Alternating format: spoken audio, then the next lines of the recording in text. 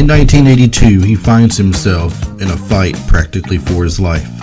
In 1985, he's called back into action by his country to help find and locate POWs that were left behind in the Vietnam War.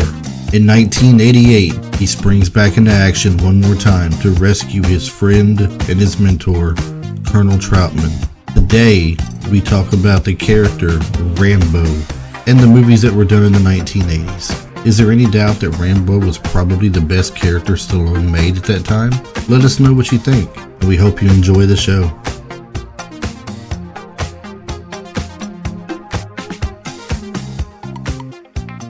Hello again, everybody, and welcome back to the podcast Retro Life for You. My name is Chris Adams, your host of the show. This week, we are going to be talking about another favorite movie of mine, movie series as far as that goes, bringing up Rambo. The question I've posed today is, what was Stallone's greatest character?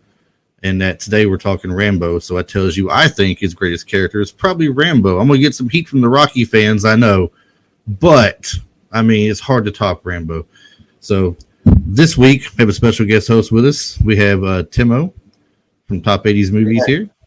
And he's going to go ahead and join us and talk all things Rambo this week. I mean, the man knows a lot. So let's really just get into the show. And Timo, if you will, tell everybody about yourself. Yeah, thanks, Chris. Thanks for having me on the show. I really appreciate it. So everyone, my name's Timo. I'm an English guy now living in Sydney, Australia. I grew up through the 80s. So, of course, I love 80s movies. And, you know, to this day, I've got a massive 80s collection. And of course, I've got the Instagram now to post about my favorite movie moments, and also talk about, you know, behind the scenes stuff about the film that you didn't know about. And I love the 80s movies so much. I even make T-shirts. I sell my own 80s movie T-shirts. So I've got a whole range for all those classic movies like Rambo, of course, Terminator, Back to the Future, Top Gun. Take those classic moments, classic lines, a bit more niche, a bit deeper than the stuff you can get in an ordinary shop, and whack them on a T-shirt. That's how much I love 80s movies. And I just love the 80s movies because I feel like they just take you they will really take you to another world. You know, movies today can often be so serious, but the 80s movies, you know, they were a little tongue-in-cheek. They were a lot of fun, and they had all the elements that you wanted. You know, they had action, they had muscles, they had a little bit of love story, great music, you know, great action sequences, and they were just a little bit out of this world, which made them just so much fun to watch. So that's why I love the 80s movies. And you make a lot of great points. I love a good soundtrack to a movie. Yeah. And the 80s had so many great soundtracks. I've talked about this with others before. You have a favorite soundtrack from the 80s that you like from the movies? Look, I mean, I think the movie actually adds to the soundtrack. So I don't know if I could pick a soundtrack, but you know, just tough sometimes. Individual songs. But I guess reality is that the soundtrack from Top Gun, I think, was just epic. You know, it really kind of embodied the 80s. There are so many classic 80s anthems in that album. Yeah. That's an awesome pick. Now, for your T-shirts, where can they buy your T-shirts at? If you got them for sale, where do they get to this? You on Instagram, find out from there, or do you have a store set up? Both. So, you know, if people were to follow me, I'd great to see you over there. It's top_80s_movies. My shop link is in my bio, but the shop is actually called toptees.shop. That's TOPP, Top Tees, TEES.shop. And I made a special code for your fans and followers. It's literally Rambo. And if you put that code in, you can get 10% off any shirt. So that's a special, awesome, that's exclusive. That's only for you, Rambo. Definitely awesome, man. Thanks a lot for. I'm sure they'll appreciate it. Anybody definitely visit his shop, take a look at the shirts. I have seen some of them. He's wearing one right now. It's a great shirt right there for sure. Did we get to win this time? That's a great question. I just watched that movie earlier today. And how good was it? Too. Oh, and it's always good. Always good. Like I said, it's hard to beat Rambo. When you grew up in the 80s, everybody had their choice and their picks of who their favorite action person was. All of them did the movies where they at least hit the Vietnam era, it seemed like, or at least an army type feel. So you had, like, of course, John Rambo. You had John Matrix, which was Schwarzenegger from Matrix, Commando. sure, yeah. You've got Braddock, Chuck Norris, Missed in Action. So I mean, if you had your choices of people that you could pick from, and pick one and run with it, and all these guys were larger than life in the movies. But to get to today's topic, Rambo is one of those that we just love because it's like he was a killing machine. He was just no pain feeling, no remorse, go through, and he knows what he's got to do and wipe everybody out kind of guy. And it's funny because I saw an interview with Schwarzenegger who talked about their rivalry in the 80s, and each movie they did, they try to top each other on how many kills they had in the movie. I'm thinking, how do you beat Rambo on kills? Yeah, sure. The first movie was... I'm sorry, go ahead. I was going to say, because you're talking about comparing Arnie with Rambo and that kind of rivalry, that was one of the moments I was actually going to talk about today on the show, is I absolutely loved that moment in Twins, where he's walking down Hollywood Boulevard and he sees the poster of Rambo 3 up on the wall, and he looks at his bicep and he kind of like he's got nothing. Yeah. It's a great moment. Great. That's movie magic. What you were talking about earlier when you said 80s, how they have these moments in the movies. All right, that's a key example right there. I mean, it's like he took a shot at him, but he didn't really take a shot at him. It's a friendly thing, a friendly gesture. There was a big rivalry, and he took an opportunity on that to go and poke some fun at him. He'd already tricked him into taking "Don't shoot" or "Stop or my mom will shoot." Is that what it was called? Oh, sure, yeah. It's a really bad movie, but he tricked him into that at one point. They had this real big thing going on. But First Blood, I mean, when the movie came out, there was a lot you mentioned earlier. There was a lot to it before it finally reached the movie status. If you will, take a couple moments here and tell us about that, what you found out about it. Yeah, well, sure. Well, when you invited me to come on the show, of course, I watched the movies again, but I wanted to go a bit deeper. It's like, where did this guy John Rambo come from? Like, what's his history? I mean, we just know that there's this one-man army, lone wolf dude, but, who created him, where did he come from, and why? So, of course, there was the novel written by David Morrell. So he wrote the Rambo original character. For those who weren't familiar, it was actually a book, and that was published in 1972. So funnily enough, we literally just passed the 50th anniversary of that book. It was in October 22nd. So we literally just passed that by 50 years of John Rambo. So he was created by David Morrell. Now, he wrote this story because he was going to, I think, Penn State University, and he saw a lot of the Vietnam veteran guys around, and he saw that they were getting a bit of a hard time from everyone from the community. So it kind of inspired him to write this story about, a Vietnam veteran who was trying to reintegrate in society, but he was having trouble. So he wrote that in 72, and it was only 10 years later that it was finally made into a movie. So nobody wanted to touch the movie.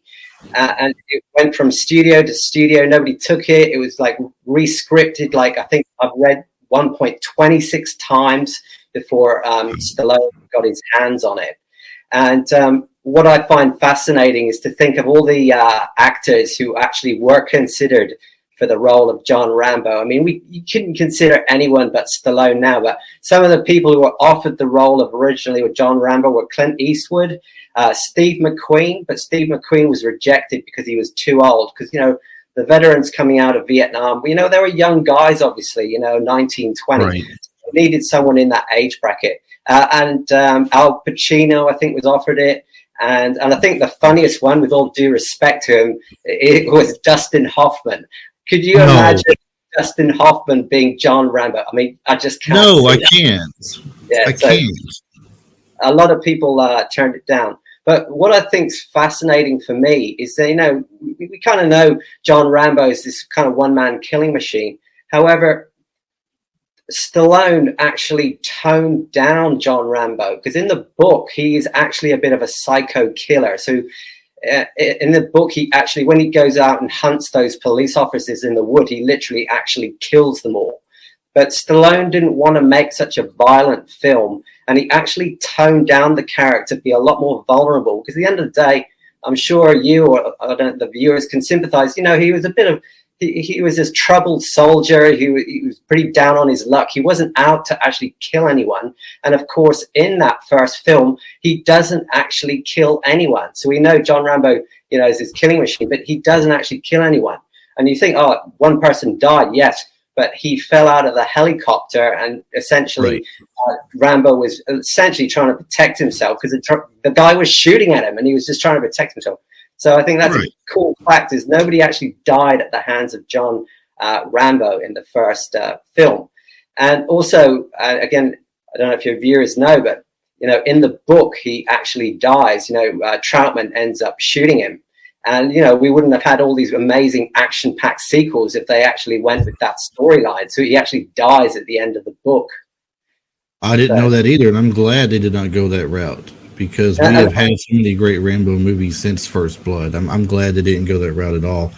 And Stallone did a good job of portraying the character by making him, you said he didn't want to have so much violence and make him the psycho killer. He did a great job in First Blood of making him likable to the crowd watching. He's just a guy coming through town. He's trying to get a bite to eat. He's trying to visit his old war buddy. Finds out that the war got him after all in the long run. I think cancer it was that took the last guy he tried to go meet up with. And he just wanted to get a bite to eat to his town. He'd be on his way most likely. But the sheriff of the town has a thing for vagrants, especially it seems like veteran vagrants. It's like he doesn't have no respect for them or anything, it feels like. So here's an interesting thing. Just go him to the edge of town and leave him and let that be. Sure. Yeah. Well, again, in the book, there's actually a deeper rivalry between those two characters. They're like two alpha males. You got John Rambo, who served in Vietnam, and Teasel, he actually served in the Korean War. And in the background of the movie, you can see in his office, he actually has his medals up on the wall. So one of the angles of the story that they didn't really go into in the film was the fact that he was a Korean War veteran, John Rambo was Vietnam, and hence there was this kind of big rivalry between these two macho guys. But again, they didn't go into that angle in the film. Right. That makes you wonder why they didn't. I wonder why they didn't put that in the film, that the sheriff had a history, like that. I wonder why they skipped that out. I mean, I don't think that would have been a terrible thing. No, it's kind of interesting. I mean, it's total open to debate. I mean, who knows why, the writers and the directors go in a certain direction. But again, that was just kind of some of the background that I found out. And another cool thing about the background I found out was, in the book, Rambo actually has a big bushy beard, because again, he's homeless, he's wandering the streets, and they got rid of the beard. And also, it was actually Stallone that introduced the infamous knife that has become so synonymous with John Rambo. So again, in the book, there was no knife. Stallone introduced that as a symbol, and one of the things I love about the films is how the fact that every Rambo film, this knife just gets bigger and bigger and bigger and bigger. I was about to bring that up. I mean, I was going to say, correct me if I'm wrong, but that knife changes with the movies, because in First Blood Part 2, he is showing Ko. She says, "What brings you good luck?" Because he's talking about her jade necklace that she has, bringing her luck. He said, "What brings you luck?" And he says, "I guess this does." He holds up this big knife that looks like he could, gut a bear with it or something. Or like this. Kind of like that right there, pretty big. So I mean, it's. I was like, man, it's like that got a lot bigger from the last one. I mean, right up to the point in Rambo, in the fourth in the series, that he's literally got this huge machete. It's actually evolved from a knife into a machete, So, I mean, he got Sly got bigger and bigger. His muscles got bigger and bigger. His hair got bigger, and the knives got bigger. So and then of course the kill counts just kept doubling every film. Gosh, that's right. By the time he reached, I'm just gonna call it Part 4 to keep up, and just saying Rambo, but it was just titled Rambo, I believe the fourth one was.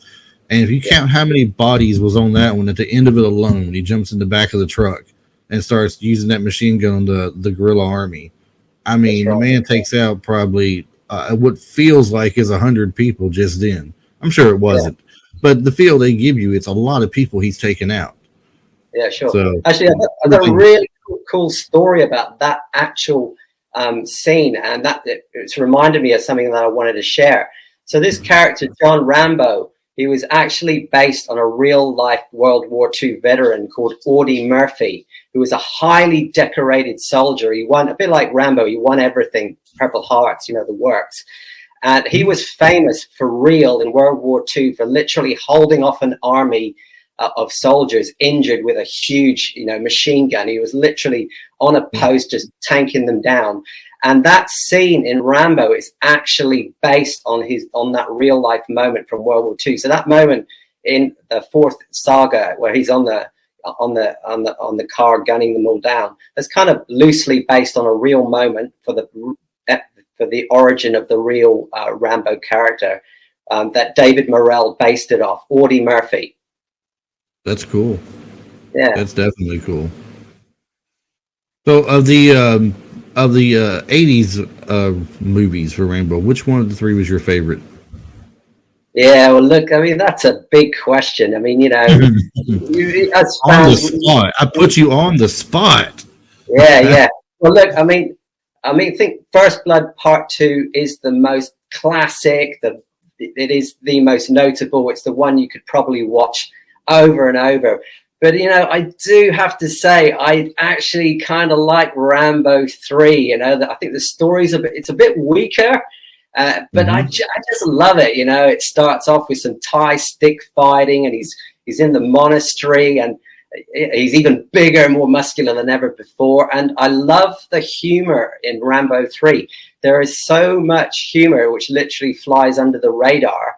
The director, Peter McDonald, he wanted to integrate an element of humor into Rambo, and he said he failed miserably.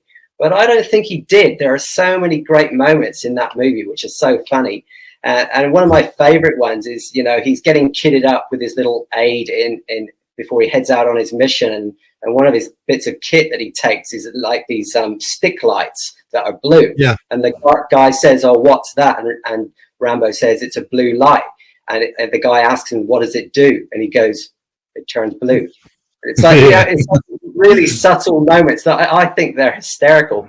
So, of course, First Blood, is the most notable. It's fantastic. But like I say, I can go with Rambo 3. I think I'm quoted on a previous show saying Rambo 3 was my favorite of the group. We did our very first episode was called I think it was A Decade of Stallone, the 1980s is what we called it. So all of Stallone's movies to the 80s, we talked about those. And I think I'm quoted from there saying that Rambo 3 is my favorite of the franchise. Yeah. Because like you said, it's got a lot of good humorous moments in it. The action's great. I like it where, at the end of it, they're at their standoff, and he, Troutman looks at him and he says, hey, they're talking something about pain and not feeling pain. You're trying to feel pain. He goes, "Really? Is it working?" He's like, "No, not really. No offense." Yeah, yeah, that's what I'm talking about. There are so many of those great movies. Like, again, in Rambo 3, they're surrounded by this whole Russian army and, gunships, and there's two of them, Troutman and him, and they're staring at them and like, what do we do? And John Rambo says, well, something like, well, I guess surrounding them's out, Yeah, surrounding's out of the question. He goes, now's not a good time for humor, Johnny. That's right. It's brilliant. It's a great film. You got action and you got comedy. What more can you want? Right.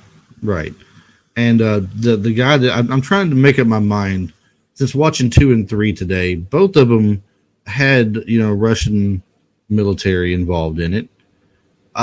Of the 2 Russian bad guys, which one did the better job? You think?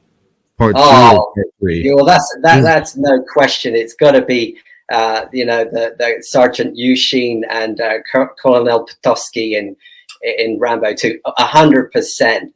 I just love those guys.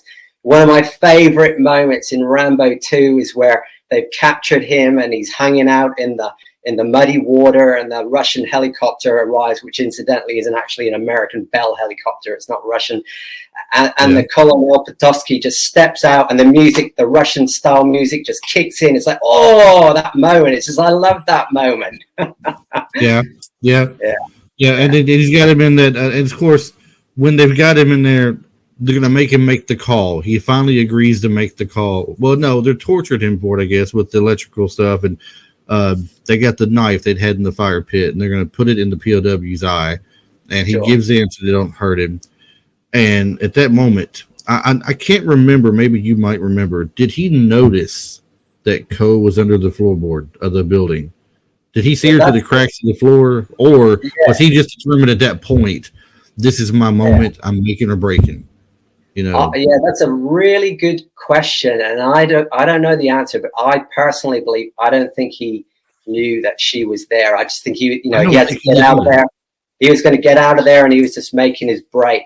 And I don't think he noticed at all. I think he's like, it's either now or never, or die trying. And he grips that microphone hard, and he's like, Murdoch, I'm coming to get you. Yeah, and I think there are various characters that I wanted to chat about today, and that guy Murdoch, I think he's the best bad guy. We just hate the guy, Charles Napier. He did a fantastic job as the slimy double-crossing, I think maybe he was CIA, I'm not sure.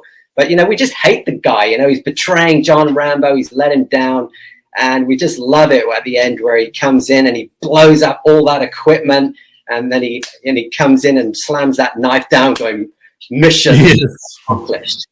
I read earlier that Charles Napier recalled that people would often tell him when they seen him, I hated you so much in Rambo First Blood Part 2. Yeah. And that's got to be a good compliment to have as an actor, though. I mean, you did such a good job that you pulled that emotion from people. That's a great compliment for him, at least. He did a good job of it. No one liked him at that point. They would just been just as happy if Rambo had put the knife between his eyes, probably. Yeah, sure. And this is the thing, if you see the guy in the street, the guy's an actor. He's playing a role. He's not really betraying America. Their fans, he's playing a character. But, we get so engrossed as a people. We get so engrossed in our movies and our TV shows and these characters.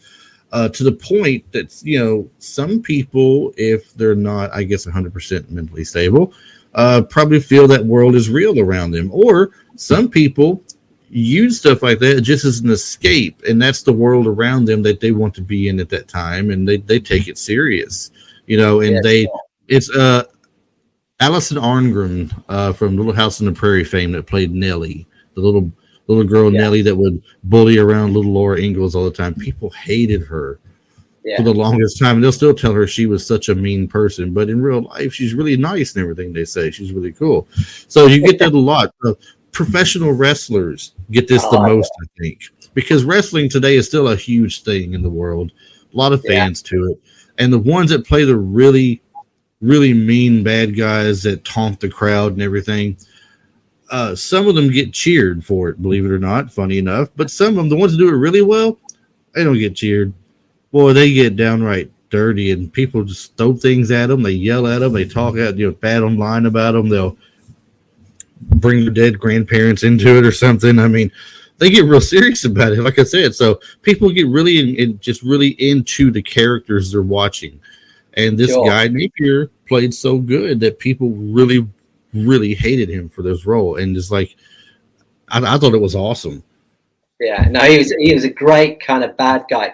And also on a similar note, we've kind of fast tracked. We haven't really talked about First Blood too much, but on a similar note, in First Blood, I think the best kind of bad guy in that film was Galt. The police officer that's trying. You just hate, you despise the guy. But you're almost happy that he falls out of that damn helicopter. He's being so mean to Rambo. He's mean to him in the shower block, and then he's got it in for him. He's like, when he falls, you're like, oh yeah. And then you can't tell for sure if you hate the sheriff or not. The sheriff, he's not a bad guy, but he's not a good guy either. Brian he did a good job of that. That's right. A great character as well, and you just get right behind him of where he's at. Actually, I had another little cool fact about the police officer in that film, which is like really deep. The author, he grew up in a town called Kitchener in Ontario, Canada, and then he went to Penn State University. And interestingly, the names of the deputies of those police officers are named after towns around his hometown of Kitchener. So, for example, Galt, if you look it up on Google Maps, it's like 50k outside of Kitchener and Preston. So he got the names for the deputies from towns around where he lived, which I thought was kind of a cool fact. That's a cool fact for sure. No, I did not know that one. I told you. I think actually you mentioned that to me before. I think last week you mentioned when you were researching that you did mention that to me, but I didn't know that when you told it to me. That was new to me.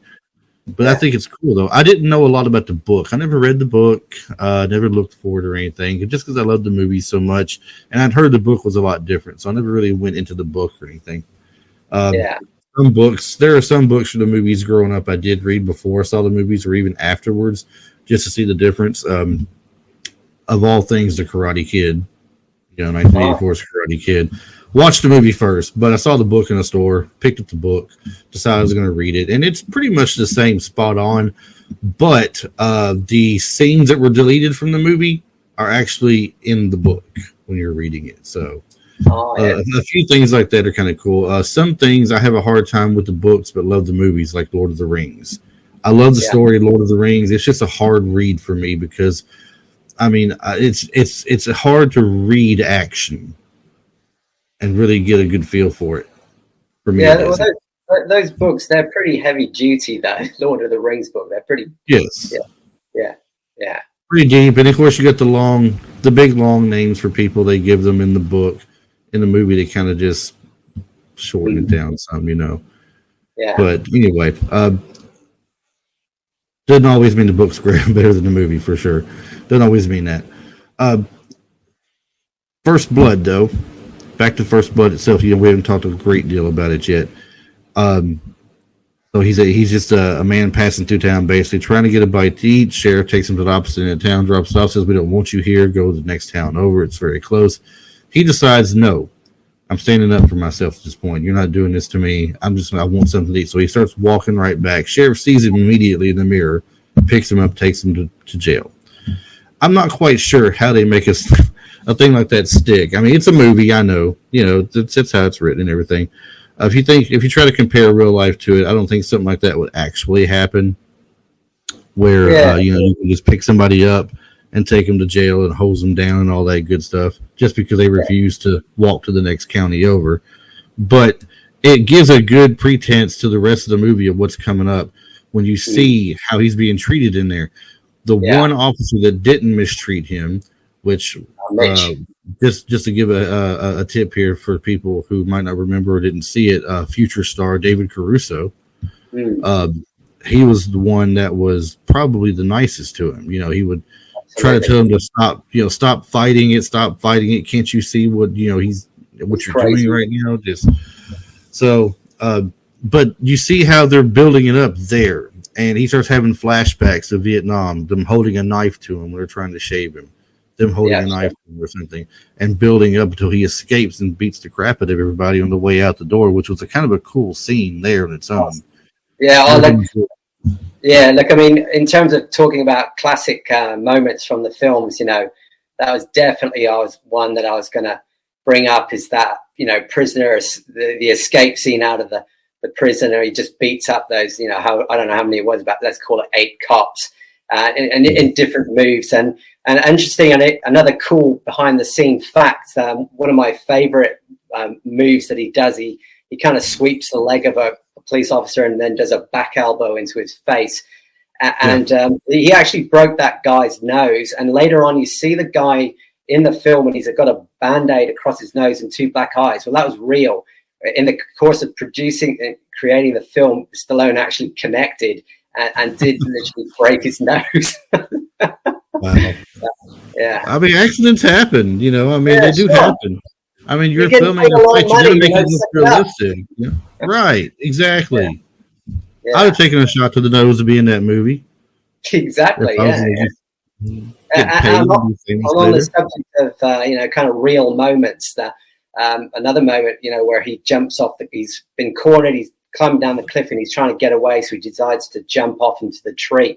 Well, Stallone, he did do that stunt, obviously not from the very top, that's crazy, but he did it from about a third down, and he dropped down from the tree onto the ground, and he actually broke his rib. So when he hits the ground and kind of grimaces, he said that was real pain. I broke my rib, and it really hurt. So there was a real moment that was in the film. And also with the police car chase, they had a lot of trouble when he's on the motorbike and he's chasing them. And there's that bit where the car slides down the bank and turns over.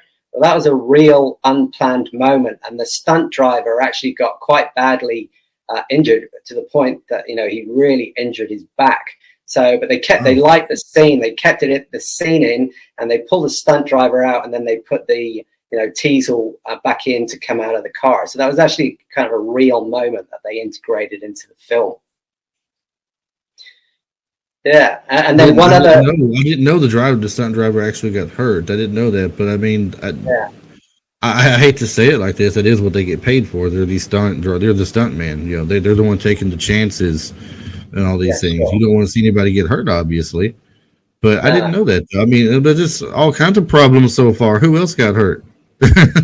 Well, we want to keep this happy and positive. But on the subject of getting hurt for the film, that scene where John Rambo goes into the mine and then they blow it up. The Weekend Warriors blow it up, and he runs deeper in. There's the scene where he has to kind of pass by a whole bunch of rats. And first of all, Stallone is actually claustrophobic, so he wasn't a big fan of filming that. And secondly, he said those rats really did bite him, the little gits. So he actually got bitten by those rats in that scene, so he wasn't too happy about that. I'll be like, no, stunt man. Yeah. Stunt man. I wouldn't want to do that. No, it's all right. I know this is off topic and everything, but since you brought up the rats, I don't know what's worse. All those rats right there. No, I do know what's worse. Indiana Jones with all the snakes. There's no way. There's no way. The rats are a close second of no. I don't think so. The snakes are number one. You'll never get me close to that. But anyway, that's something else altogether. Very true. Another classic animal moment in the 80s films. The Indiana Jones snakes. And they make you feel like in Rambo, like when he's in the cave, they make you feel like he traveled a good distance just to get out. And really and truly, when you're watching the movie, he comes out right over there behind where they are. It's not that far he goes at all, really. Yeah, sure. Yeah, that's right. And one thing I always thought might have been an error in the editing there is he comes out and it's kind of daylight. Then it cuts to the town, and the lieutenant's going to have a drink with the police officer, and it's kind of like nighttime. But splitting hairs, a little bit of editing inconsistency. That's kind of like having one shirt on in one scene. He's got a green shirt on in one screen, but he's got a purple shirt on in this screen, and back to this one, it's green again. That's right. Some small inconsistencies that people pick up on that they miss in the editing room. Well, those are always fun to find. These are the things you can you pick up when you watch a movie like 50 times. You're like, you start to see these small little things. Right. Now, I mean, he practically destroys this town, it feels like, at least part of it. I mean, he's blown up a gas station, right? He's shooting up the sheriff's office.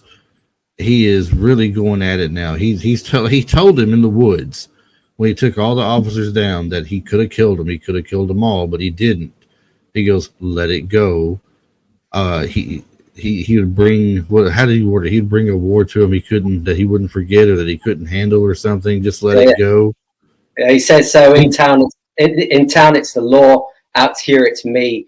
Don't push it. I'll give you a war you won't believe. There you go. That's it right there.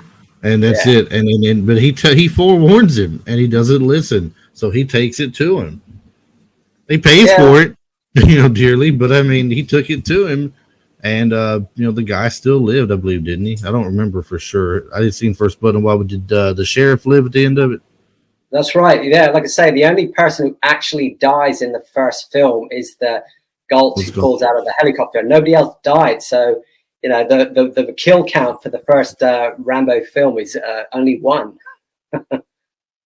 Now, going into the second Rambo movie, we mentioned earlier about soundtracks and stuff. maybe not a soundtrack part, what I'm about to bring up, but music in general. The music they have introing the start of the movie just gives chills up and down my spine every time I watch it. I don't know how to explain why it does, or I can't explain to the people who might be listening how it sounds without having a sound bite, and unfortunately I don't. It's just really, really cool sound of music to it that builds you up, and then it jumps straight to the rock quarry where they're at, the explosion and all that stuff. So he gets a second chance now. You know, he's had his bad deeds in the first one. Well, I'll tell you what, unless you got more good facts from the first one now. Do you have any more good facts? I've done all my facts for the first one, so it's good to move on to the second one. Just want to make sure. I don't want to miss anything because those were good earlier. So the second one, he's going to get a second chance in this next movie now. He's I don't know how much time he's done already exactly, but he's 8 years. How much? 8 years. It was 8 years that he's in there? Okay. Yeah. He wants to know if Troutman shows up. Does he want to get a second chance? There's something coming up he could use him for, and there might be a presidential pardon in it. Are you interested? And I guess he determines that, you know, even though he knows where he stands, where he's at, you don't want to be there forever. So he goes in and accepts the job, and they get him out. They take him to Thailand. That's right. Yeah, and I think, you know, the obviously First Blood, you know, this is where we truly unleash the real John Rambo, the one-man army with, you know, no remorse. This is where we really learn a lot about him now. Because, you know, in the first film, he was literally just trying to minding his own business. He really didn't want any trouble. You know, they say, you know, the first film was about him and his survival. The second film, Rambo First Blood Part 2, it's Rambo for his country. And then in Rambo 3, it's for his friend. He has to rescue his friend. So this film really is John Rambo, you know, reigniting America and taking on, you know, the Vietnam War single-handedly and rewriting history. Right. That's why in the movie, when he asks him, like your shirt says, do we get to win this time? Troutman looks at him and goes, this time it's up to you. Yeah. You know, now, I think this is a really profound moment because, you know, you're American, you have American viewers. I don't want to step on any toes or anything, but the reality was the Vietnam War for America, it wasn't a great outcome. And essentially, John Rambo is going to rewrite that line. Do we get to win this time? This time it's up to you.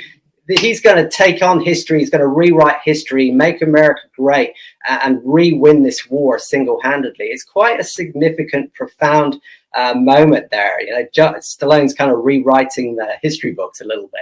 I know it's a fictional story, but this is the essence of, you know, what it's about. It's the only film in the Rambo series to be nominated for an Oscar. Yeah, that's right. Also, now there was a little bit of I don't know if I should say tension or what there was with it, but the co-writer was James Cameron. That's right. Part 2.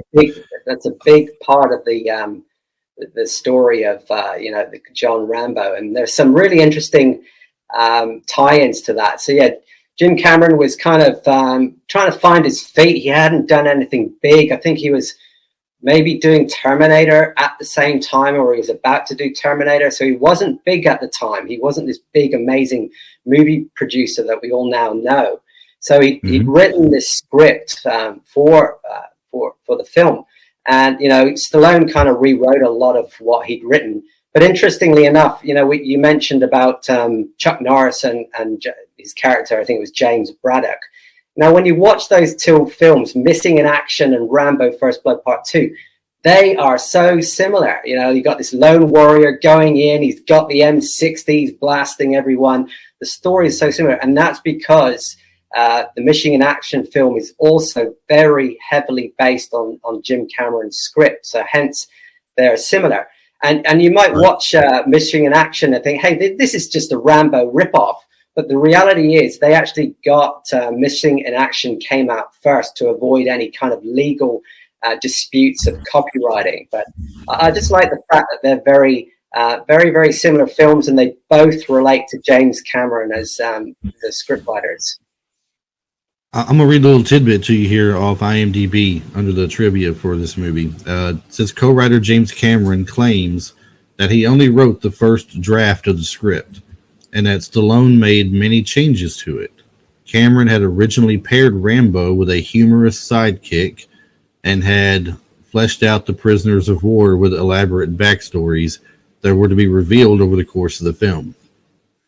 However, Stallone reportedly didn't like that the sidekick got all the cool dialogue, and also scrapped most of the POW's backstories to the point where Cameron claimed that they might as well have gotten to the jungle to pick up a six-pack of beer.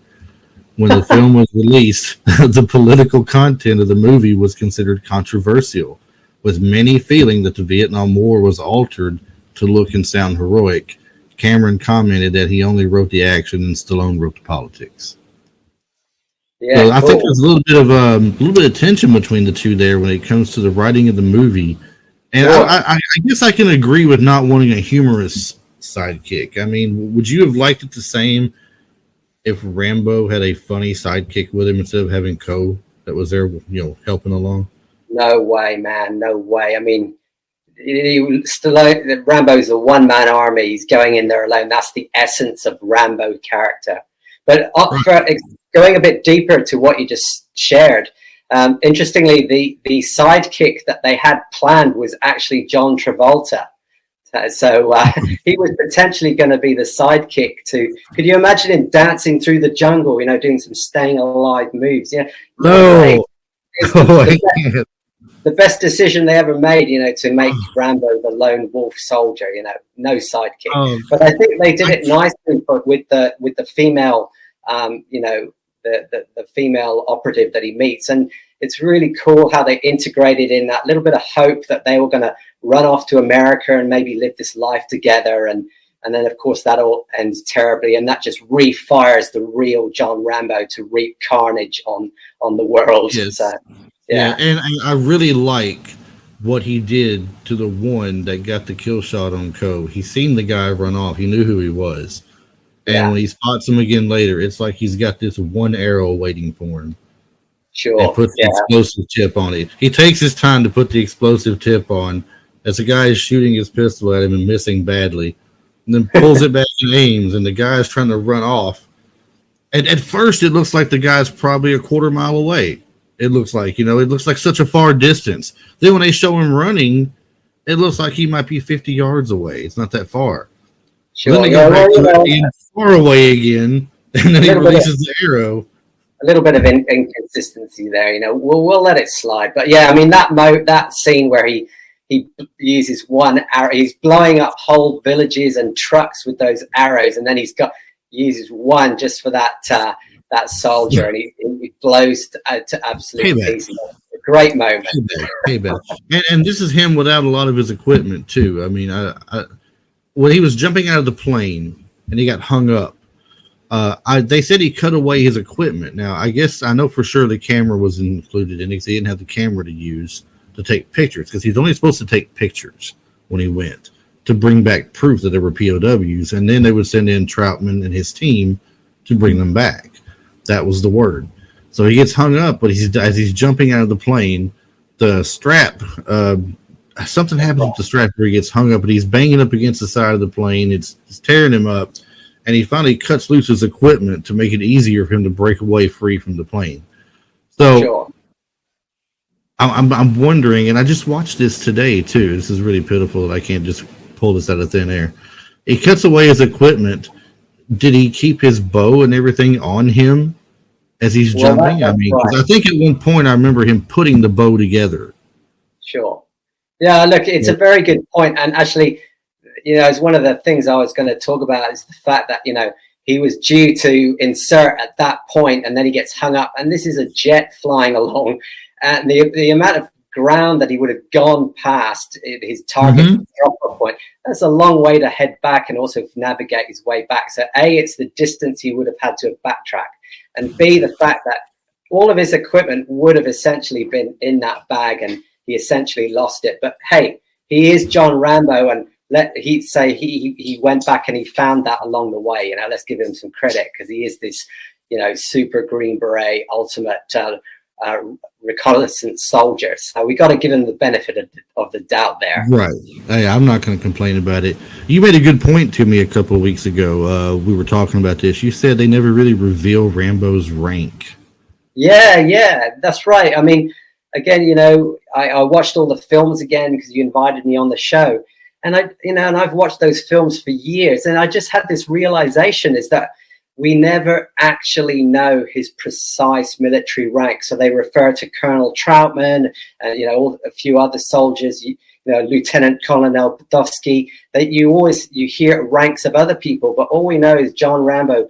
Is Green Beret, long range military reconnaissance. But we never actually know what rank he achieved. Now, if military guys watching, I'm sure I have heard that you could decipher his rank from all the medals that he achieved, and you could potentially ascertain the rank that he achieved from the level of medals that he won. So there's something. If you've got any military followers who are watching the show, maybe they can pop in the comment box and figure out what rank he was. But to us, there you go. Everyday folk, we'll never know.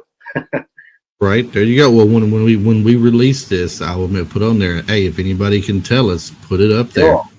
Yeah, that'll be a great piece of trivia. Hey, I just had a great idea. Why don't you pose that as a question for your fans, and whoever gets it right or proposes the best answer, I'll send them a T-shirt. Oh, we can do that. We'll put it out there. We'll do that. Now, I started saying, because you said who gives us the best sounding answer. I mean, there's no way really, since we don't know what he is, we can't really say for sure. We can't verify it, but we can figure out. This guy's giving us a really comprehensive answer. We can tell from the way somebody answers the question. You know what I mean? Exactly. Yeah. Well, you guys heard the man. You give us the absolute best answer, descriptive to what rank he is, based on his medals and such, and he will send you a free T-shirt. Cool. We go from there. That's awesome. So you guys got something to look forward to. I was gonna say a second ago. People bringing new people in. David Caruso in the first one, they introduced him. He became a star later. In this one, we have Martin Kove. I don't think Martin Kove had really been in a lot of anything at this point. He's always just the helicopter pilot. Yeah. But he does get some dialogue in it though, and you see him on some pretty decent screen time for somebody who's not really an extra but a minor character. And he goes on to do things like Karate Kid 2, Steel Justice, and a few other things. I thought for sure that he was going to be somebody in the 80s, not a major action star, but a secondary type action star, maybe like a Lorenzo Lamas or something like he did. But he didn't really, pan out himself.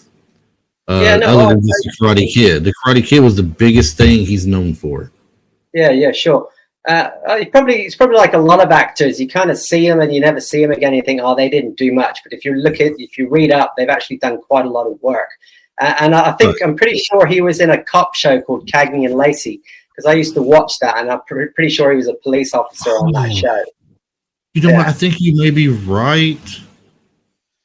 And I got to find out now for sure. I do. I have to know. But I think you're right though. Yeah. So because I'm already on two female. I'm already on IMDb, and he has done it. You're correct. He has done a ton of stuff, whether it be documentaries or movies or whatever the case may be. Just certain videos that's been released. And it may not be major parts either. I mean, he's got parts in video games. It looks like too, where they've done cut scenes in video games and such. I'm seeing things like that on there as well. You said Cagney and Lacey. That's back in the 80s, right? Cagney totally. He's been on Chips. He's been on Barnaby Jones. He's Quincy, Starsky and Hutch, The Incredible Hulk, Charlie's Angels, Hardy Boys, Nancy Drew, Rockford Files. Yeah, cool. Yeah, Kojak. He's been on all these things back in the day. And as far as Cagney and Lacey goes, that sounds so familiar. But if that's the case, there he is, 82 through 88. You nailed it. That's him. He's in there. Yeah. So Victor Izbeki, his character name. That's cool though. Good pickup. Yeah, and then talking about actors and that, another big one that trivia from First Blood Part 2 is Dolph. As you know, Dolph Lundgren was due to be cast in that film. Yes. I think he was gonna. I don't know if he was going to play Lieutenant Podolsky or the big Russian. That probably would have been, Sergeant Yushin. That probably would have been more appropriate. But the story goes. I think it was. I think so.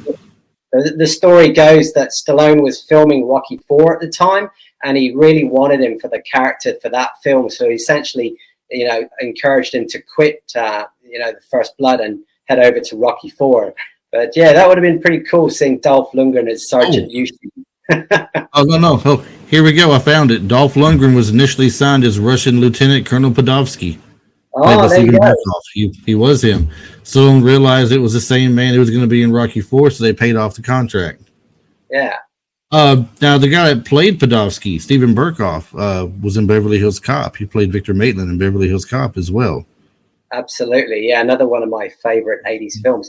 And I've got a really cool piece of trivia on Steven Berkoff. Is I actually bumped into him in England on a train because the town that I grew up in had a pretty significant theatre for the country, and he was on his way down to Plymouth to do some show. So there he was, Lieutenant Podolsky, sitting in the train, and that was pretty cool. And I didn't want to speak to him in case he wanted to get me to radio headquarters and tell him I've been captured and condemned for espionage activities. That's cool.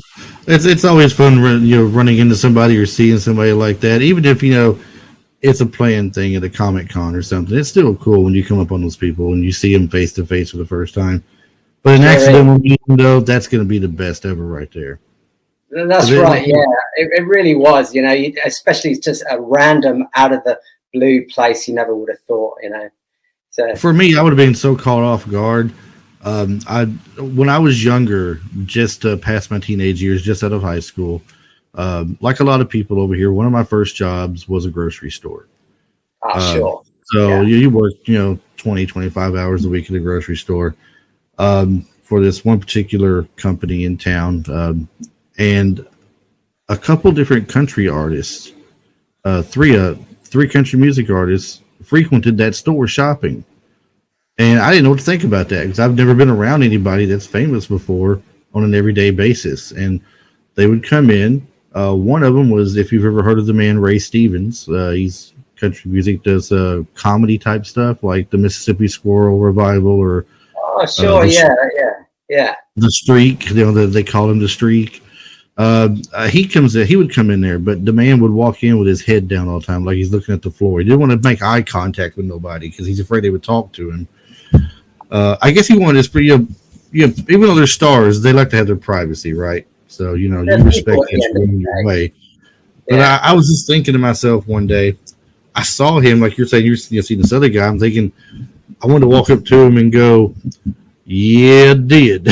Because that's the famous question, sir, in the street, did you see the man? Did you see the man? And he'd always look at him with that goofy hat on. He'd be like, yeah, did.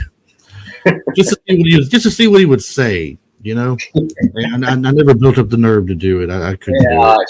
Sure. Yeah, I mean, just on the subject, we're going a bit off track from Rambo, but just in terms of bumping into movie stars, I actually used to work in a gym in London, which was pretty high end. It was in a fancy hotel on Park Lane, and I nearly bowled over Emilio Estevez. He came down into the club, and I was kind of rushing around to do something. A little timid guy had his hands in his pockets, and I nearly knocked the dude over. And then I kind of backtracked, and I thought, geez, that's Emilio Estevez.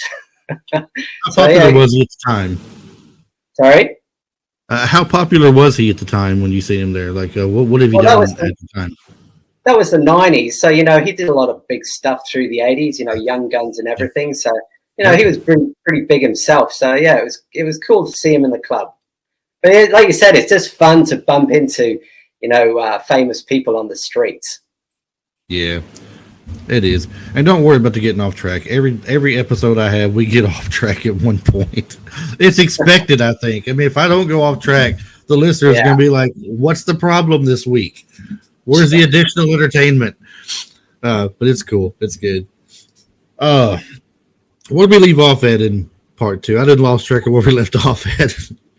Yeah. Well, we were kind of talking about, if we went back, we were kind of talking about how, he's in the radio room and he's telling Murdoch he's going to, and the big breakout, which literally is one of the most climactic moments of the film, where he does this single-handed escape and the chase, and then he starts basically taking out all the soldiers one by one. He's hiding in the mud, he's hiding in the water, he's doing everything to take out these soldiers. A great part of the film.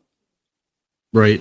I thought one of my favorite parts of that was him coming out of the mud. He's leaned up against the wall, mud covered him. Then you see the eye open. He's like, oh, gotcha. And he gets him from there. A ridiculous kill in that same sequence, however, he pulls the guy down a hill, and the guy can just cool. It's like he can't say nothing. He can't scream. He can't yell. He can't alert nobody. It's like he's scared to death, petrified that something is pulling him down this little slope. I thought that was kind of... Yeah, well, that's very true. Why isn't he screaming, yelling out to his colleagues, so... But hey, he was in shock. He shock does crazy things to you. We'll give him, again, benefit of the doubt.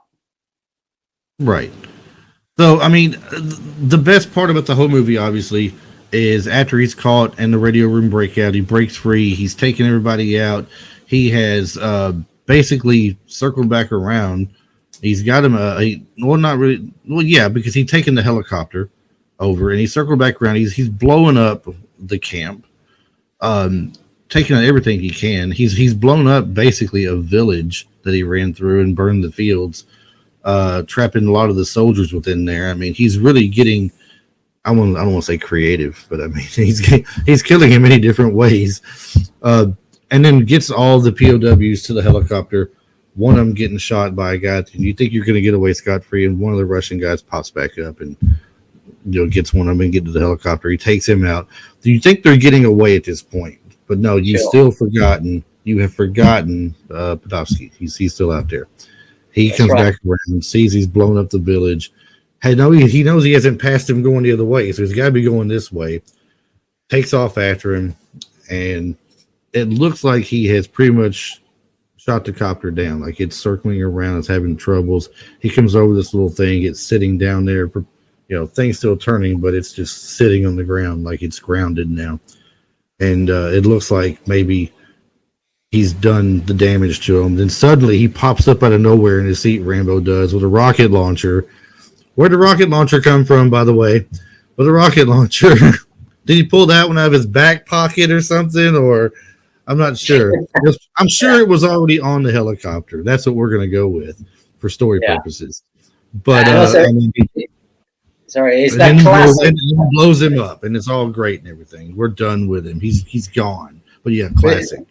It's a classic moment in the action films where the bad guy has the good guy on the ropes, and it's just kill him.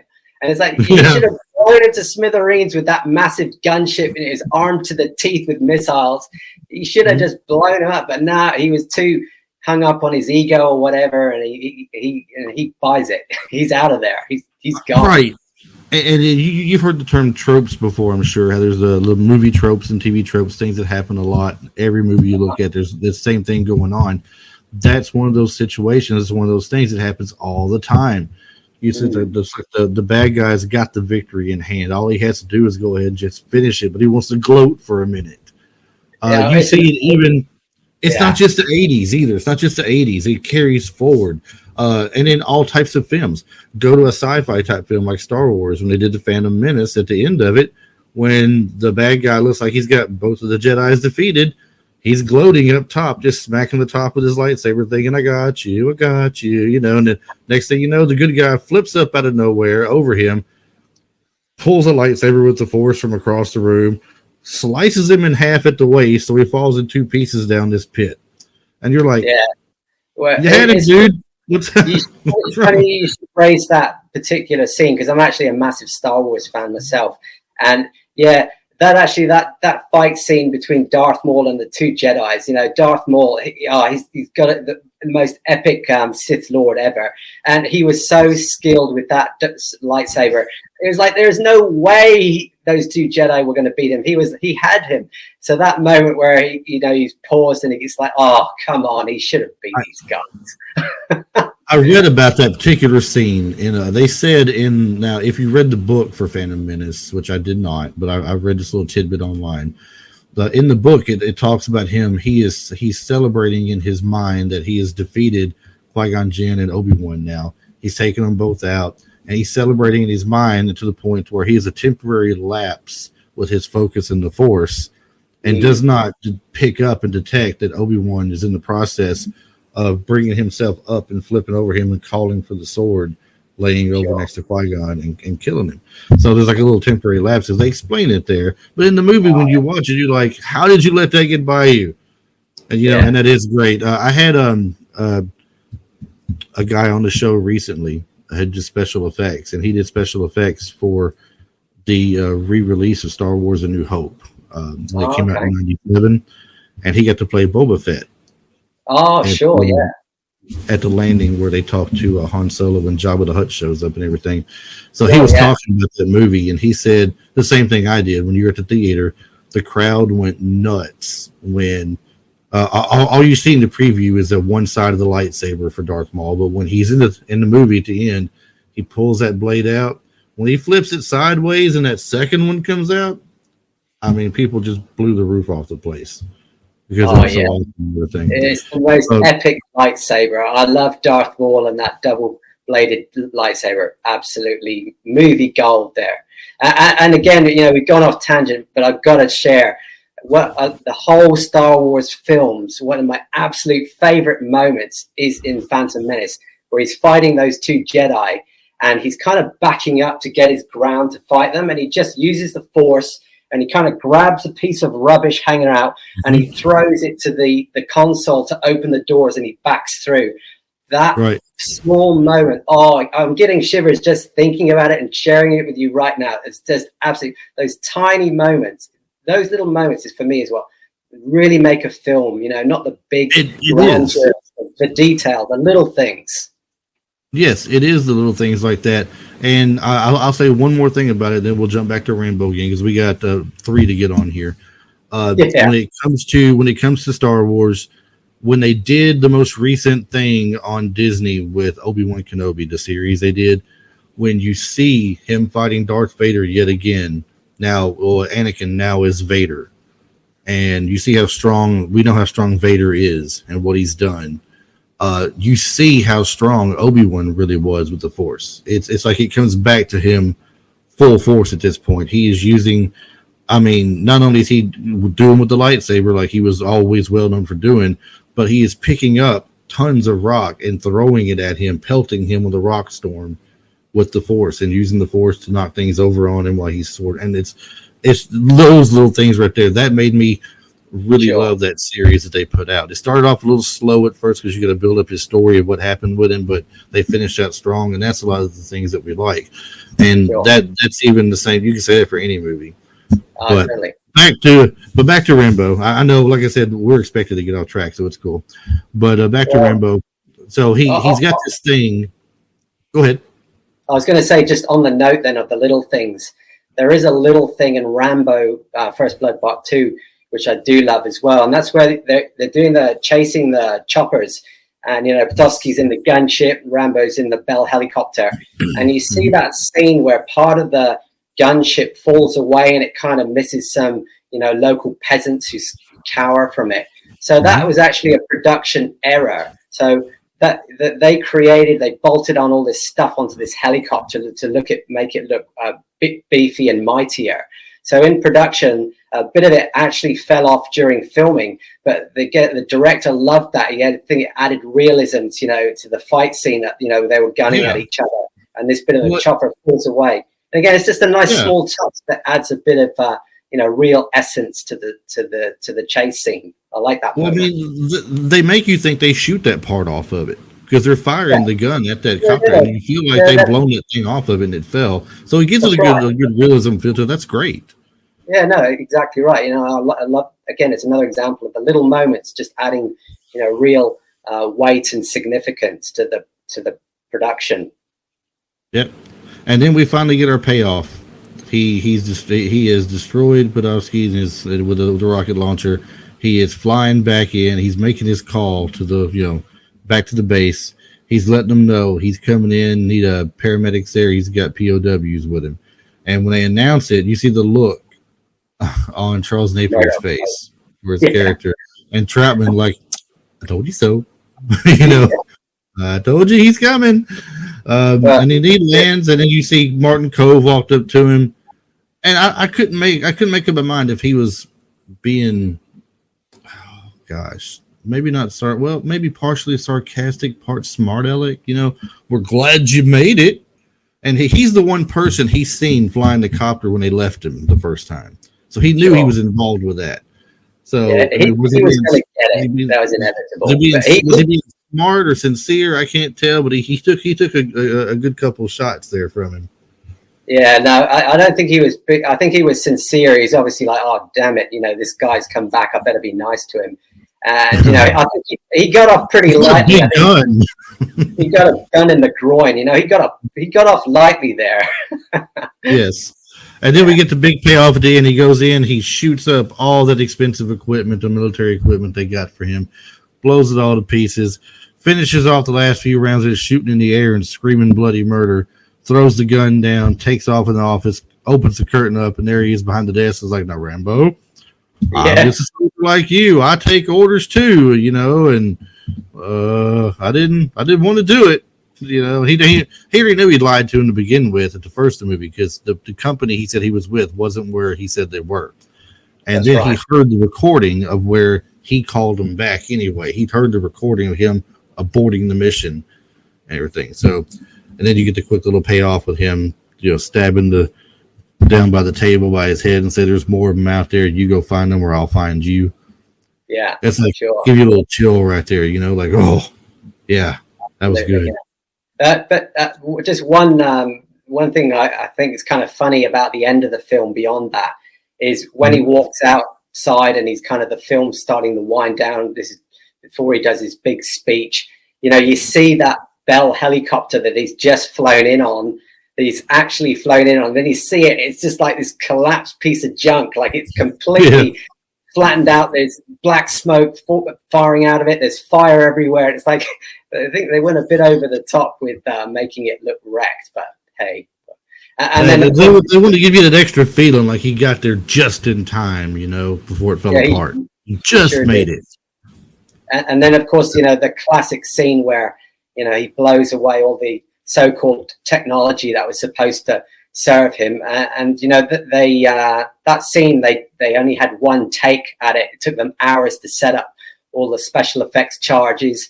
And he just had to march in, take his position, and start firing his gun with the blanks in time with the sequence of the explosions going off. So they had one take for that. They weren't going to redo it, but they sure nailed it. It's an absolutely brilliant scene, brilliant part of the film. It was. And this movie, in my opinion, had the best, I'm not going to say the best ending, but it had the best, one of the best scenes from all of the movies that are Rambo related. When Troutman's asking him when he's leaving, where will you go? He said, "I don't know." He says, "Well, how will you live?" And he says, "Day by day." And he says, he's telling him something along the lines of, don't hate your country for this or something. And then he goes off on this little tangent, this little speech. And I'm going to insert a audio clip here for the people to hear this little speech. So give me just a second.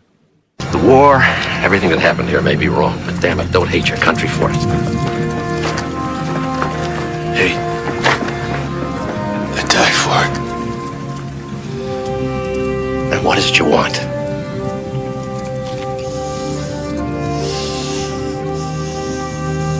I want what they want. And every other guy who came over here and spilt his guts and gave everything he had once. for our country to love us as much as we love it. That's what I want. It's really powerful bit when what he says, and he delivers it real well, I thought. Yeah, and I think Sly gets really slammed by the critics, for, kind of producing these cheesy action films, but he just doesn't get enough credit for he writes, stars, and directs most of his films, but he's a great actor. He's producing action movies here. He's not producing Shakespeare. But that scene where he does that speech, and also the one in First Blood where he says, "Nothing is over. Nothing. You just don't turn it off." Right. Two great parts of that really conclude the film brilliantly. And he really is, in my opinion, of course, I'm a fan. That is good acting, man. I don't want to accept anyone saying, he's a rubbish actor. He is a good actor, and he puts so much into his roles. And actually, just a little tidbit, we kind of skipped it from First Blood, but back at the end of the film, when he's doing he's kind of almost crying. He's talking about Vietnam and how, his colleague was, blown up by a shoe bomb. But that was actually a real life event from a real life soldier from Vietnam he spoke to, and he's integrated that into the story, into it, to give it that sense of realism. This is the stuff these soldiers went through, this kind of counter-terrorism towards their activity in the country. So, there's a lot of depth in these little speeches that he makes, I think it's great. I love it. Well, at the end of the first one, if you're going to talk about a better scene, the end of the first one is a better all-around scene at the end of it than it is at the end of the second one. But I thought that the little speech he gave at the end of the second one was a little more powerful just because of, it paints a clear picture of the disrespect that, Vietnam War veterans definitely received when they came back home. I mean, you've seen actual videos of them being spit on and things thrown at them and people booing them and yelling at them and not wanting to do with them, and then trying to get back in the workplace and getting disrespected there, and not getting jobs and can't find places, and finding themselves homeless and roaming from town to town, state to state. Some of them were fortunate, some of them were not. But that scene at the end of First Blood was very strong too, and very emotional. And I think Sly does that really well. If you think about it, very well. Was it what was the Rocky movie? Was it just called Balboa? When he's fighting the very last fight that he ever did as a Rocky movie. It was like essentially a Rocky 6 is what it comes down to. Oh yeah, it was Rocky Balboa. Rocky Balboa. So he gives that speech to his son about being knocked down and getting back up, and how much it's not about what it is, it's about how much you can take and get back up and moving forward. That it's kind of an inspirational speech, He does those things in his movies real well. Yeah, it's an absolute, and it's actually nails life on the head. That life is going to knock you down, and you got to get up. You got to keep going. It's not about how hard you hit; it's about how hard you can get hit. It's a great piece of life wisdom there, But sorry. No, go ahead. Yeah, Stallone, he's incorporated into these movies, real social and political commentary. So the first film, First Blood, was really kind of highlighting the PTSD of Vietnam veterans and their struggle to integrate into society. The second film was kind of highlighting the fact that, that there are potentially, soldiers left in Vietnam, and that, the country should go back and get them. And then the third film, Rambo 3, which we haven't got to yet, he was highlighting the cause of, these local Afghan people, fighting against the might of the Soviet regime, that these Soviets have invaded their country, and these freedom fighters were fighting to get them out of their country. And the film was dedicated to the people of Afghanistan at the time. So he's really raising social awareness. And then also in the fourth film, Rambo, which is set in Burma, and he's actually highlighting the plight of the Burmese people and how many people were killed in the Civil War, and the fact these Karen rebels were trying to fight these regimes. Again, he is raising awareness, through entertainment, to make people aware of social issues that they might not have been aware of before. So it is not just some, muscle-bound action, killing spree film, there is actually a bit more depth to these films. Absolutely. And he does it such a great way. The third movie, the third Rambo, to me is the one movie I don't really remember him having one of those little, speeches or moments at the end of the movie. It was just him and Troutman leaving. Now, the closest they come to it is the Afghan people, the kid and the one guy that worked with it, that helped him get Troutman, asking could he not stay. And the kid was like, can you not stay?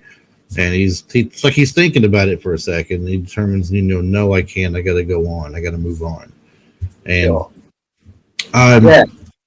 it doesn't really give you an idea, really, or a hint of what he's got ahead of him at this point. Just like at the end of the second one, how are you going to live day by day, wherever you go? I don't know. It's kind of like this, but they're leaving together, and they don't really give you an idea of what's going to happen at this point. There's no real closure on it, but you kind of feel like at the same time, since there's no real closure on it, that there might be more to come.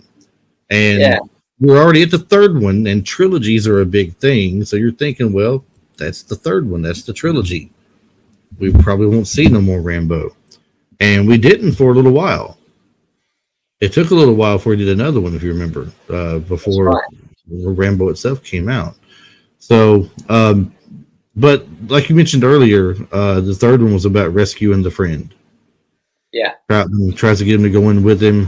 He finds him, sees the stick fighting going on, sees him at the monastery, tries to talk him into going with him. Kurtwood Smith is asking him, about, can you help out? This is what's going on. The Afghan people are fighting hard against them for this. Your women, children, families are being destroyed and all this good stuff. He's laying it out for him, but he doesn't want to go. He says sometime he has to quit. The moment in this movie that I guess we had for I don't know if it's inspirational, but a good dramatic type moment is when Troutman explains to Rambo about the story about the artist who takes the special rock, the special stone home, and he chisels away at it until he finally gets the masterpiece, and the people are congratulating him on making the masterpiece, and he tells them it was always there. I just chipped away the rough edges. And he tells him, you've always been this guy, this warrior, this soldier. You've always been that. I just chipped away the rough edges. Sure. But he wants to quit. He doesn't want to go back, so he still declines, tells him he's sorry, but it's got to end sometime for him. Troutman goes anyway, gets caught, and they come back and tell Rambo he gets caught. Well, I guess it'd been dwelling on him as a character since they left. Maybe he should have went. Now he hears they're captured, and he knows, well, what about me? You got to send me in now. I'm going to go. And one of the things I liked about when he gets over there, he's just got this stone cold look on his face. He's going to take it to somebody. And the guy's like, are you special forces? He's like, no. He says, well, are you a mercenary? He's like, no. He says, well, what are you, a tourist? And he's like, I'm not a tourist. Yeah. Right. There's a great line there. He says, have you got any military experience or something? He says, I fired a few shots. Yeah, I fired a few shots. Shots. Okay. Yeah, that was great. But of course, you touched on the humor earlier. He gives him his stuff. What's this? It's the blue stick. What does it do? It turns blue. He didn't get a great deal of stuff in that package. He had a few explosives to help break him out of the prison. He had the blue sticks for whatever. I don't know why other than the fact he I guess you see later how he used the lights in the dark tunnel and things of that nature. Maybe that was the plan, knowing the terrain and a lot of caves and everything in it. He would need light of some sort. I guess that might be it. It's a bit like James Bond. It's like, in James Bond films, you always see, the little gadgets that he's getting from Q. And then in the film, the gadgets just so happens to be the exact gadget that he needs for that moment. And it's literally exactly that. He's taken a few things with him and he all uses the whole lot of them. But then again, hey, he's this Special Forces Green Beret. He knows what he's doing and he knows what to take. So, gotta give him credit. And the fortress of this one is set up, perfectly for it.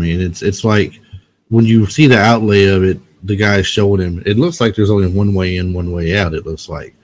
But then he gets in to break it down for him and different things. What's over here? What's over there? Was there another way out? He talks about the sewer. You can get in the sewer and come out through there instead of coming out through the main gate. Going into the minefield. No one would suspect that because no one's stupid enough to go through a minefield, probably, right? But yet they're still monitoring the minefield, if you notice, if you remember, because they get the spotlight going through there. Sure. But it was the least patrolled area, I guess, that part. I love it. Right about that. The part of the film you're talking about a little bit further on is he does a bit of an Indiana Jones where he goes underneath the tank and he's holding on and being dragged along the ground. You know how that scene in, I think it was Raiders. I was thinking, hey, he's copying Indiana Jones here.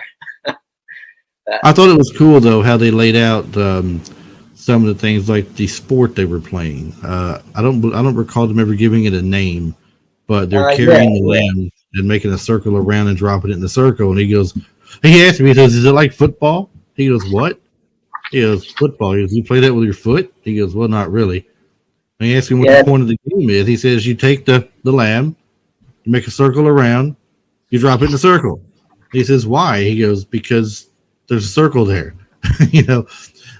It's almost like payback humor for like, why do you get the blue light? What does it do? Yeah. There's blue. I looked that up. That's actually a very ancient Afghan game. So that's a real game that they play where they take a goat's carcass and you got to drop it into essentially a goal. Did it have a name for it or anything, or it's just a game? Yeah. Well, look, I did have my notes here, and I did get the name of it. I'm just quickly going through here. The stick fighting was, funnily enough, called Krabi Krabang. But yeah, I can't seem to find. Oh, here we go. Horse. The game was, I don't know how you say it. It's Afghani. Buzashi. Buzashi. So that's the name. It's a centuries-old Afghan sport. So yeah, that's cool. They worked it in though, and you get to see how it's played, and how it's done, and all that. How they bond together through sports and things. Like you see over here, you got like football. Other countries are like bigger on soccer. Well, we call soccer, they still call football. I mean, you can explain that because I know you said you're from England, you said, right? But living in Australia, so you grew up more with that. In England, we call it football because you're playing with a ball with your foot. It's football. Right. It makes sense. Right? Yeah. I don't know why they changed it to the term soccer at one point, unless they thought it meant something different. I don't know, but that's another story on its own, I suppose, right there. Sure is. Next. That could be another podcast right there. Why did they change it from football to soccer? There's a great football film with Stallone. It's a war film with the escape one. That's cool. I love that film too. That's one of his first. That's actually the first movie of the '80s he did, I believe, if I'm not mistaken. That's one of our Escape to Victory. Yeah, and I believe Pele's in it too, right? Yeah. Who did you say? I said I think Pele's in it too, right? Oh, that's right. Yeah, Pele. He's on the team. Yeah, I thought so. And then, of course, he went to his other greats and everything. So when that happens, and basically the guy who's the traitor to the people who they think is with them, he's telling that guy that Rambo has showed up. He's coming to rescue Troutman. And they're about to just go ahead and off Troutman and get done with. They're tired of him now. He said, "You smarted off long enough. Basically, I'm done with you." He tells him the missiles are in his butt. I mean, this was kind of humorous. But he asked, "Who's this John Rambo? Does the name mean anything to you?" Well, we're going to go welcome him, So they go to the place where they know he's going to be at, and they start shooting the place up. And when he destroys the one helicopter with the gun and then disappears from it, it's like, that's it. There's nothing else going on. I guess they went ahead and left at that point. They're not shooting anything else up. Why it ended abruptly right there, I don't know, but still, you get that feel like, okay, this is where it's really getting good now. The action's really picking up well. This is going to be one knockdown, drag-out fight between him and these people. When he gets to the tower to the place the first time, to the fortress the first time, and gets in there, they got the explosives all set and ready to go. He gets in there. When he gets figured out, because the kid comes in, he has to throw that knife at the guy and he shoots his gun off and alerts the other people. That's when everything really picks up. I mean, would you say, or do you feel in this movie, the part 3, was there a longer, consistent action sequence than you might be thinking in part 2? Because in part 2, he's got the stuff when he's in the jungle there in Vietnam, but you got a break in between, really. And here, when he gets to the fortress the first time, it seems like it's nonstop from there and coming back, climbing up the wall and going round 2 and breaking people out and taking off with a copter. Definitely, Rambo 3. You know, like I said, everything gets bigger every film. He's got a bigger knife. His muscles are bigger. Rambo 3. The action sequences are bigger. There's more enemy soldiers to kill. There's a lot more going on, so definitely there's more action. But what I think is interesting is that the films are very similar. You know, he's going in to rescue someone. He doesn't do it first time. He's got to go back in. He's got this kind of sidekick, who's kind of this innocent character. You know, in the film, it was the lady, and now he's got the boy. You know, they tried to kill him by dropping a massive bomb. They did that in First Blood Part 2. There's a fight scene with a big Russian soldier hand to hand. You know, they're kind of really rehashing a lot of elements of the same story there, but, you know, it's still awesome. It's kind of the same, but a little different, you know, I mean, for sure. But it's still great though. And then of course, when I didn't know exactly, I remember back when this came out, and it being a part 3, thinking that we got the third part. Now we've got, you know, the ending. We've had the beginning, we've had the middle. Now we've got the ending of the story of Rambo, possibly. Him and Troutman are well outnumbered, obviously. And he's like, what are we going to do? And he says, surrounding comes out of the question, and, you know, no time for jokes, haha, you know. And then he goes, well, what do you think? And he looks at him, and he gets that thing ready. He's like, F him, you know, and he blows up the first thing. I'm wondering, why didn't you blow up the helicopter first? Why did they not do it? Why not blow up the copter? Then they make the comment, Trapman was like, if we're going to go, I wish we'd taken him with us first, you know. And with all this going on, with the helicopter firing everything and all this explosions going on and gunfire, how do they hear the rumbling of the horses all coming in? The Afghan rebels. I thought that was one of those moments that we talked about, like, you know, little editing thing going on. But I'm like, how they suddenly just notice? I mean, I'm just not going to cause a rumble on the ground, I don't think. Them from that far away all come running in that you can feel it happening. You have to hear it. All of a sudden, things get quiet. Everybody stops shooting, and you can really pick up on it. But like, well, why'd they stop shooting? Anyway, it goes. Then we get the Afghan rebels joining the fight. And you really feel like the Coe moment, you know, where he's doing the breakout, you know, and he's got to break out and get in the fight. And just by coincidence, Coe's there with the gun shooting from behind the floorboards. And it's a little bit like that moment that they're going to single-handedly take on this whole army. And just by coincidence, the Afghan rebels turn up and also get involved. What did you think when you first saw the movie? I don't know if you remember when you first watched it. When you see he's charging head on with the copter, he's in the tank, here comes the helicopter, he's shooting the machine gun out of it as well. From there, he shoots the co-pilot. Then you see him shooting up the guy, the bad lieutenant general, whatever he is, shooting him up too. And then they crash, explosion. What was your first thought on that? Did you think, kind of like me at that point, like, okay, this is the third movie, this doesn't look good, we're probably not going to get a Rambo at this point? He's died in his heroic effort to take out the bad guy. Yeah, well, I tell you what I did think is, you know, he's going head to head with that tank into the helicopter, and that would have been one hell of a headache. Ding, you know, the noise inside that tank of those two things colliding, that the noise in itself would have been enough to kill him, you know. So I thought, it's like, we're getting a bit full on here, everyone. This is like Rambo's really on steroids here. It's almost as believable as Arnold Schwarzenegger killing a giant alien predator deal, you know, when he should have been really outmatched by that, right? They each have their own unbelievable moments, I guess, when it comes down to it. And that's what makes an 80s movie, is that they just push the boundary just a little bit beyond what's reasonable, but just not throughout the whole film, just now and then. And that's the essence of the 80s, is they just push the boundaries beyond the realm of realism a little bit.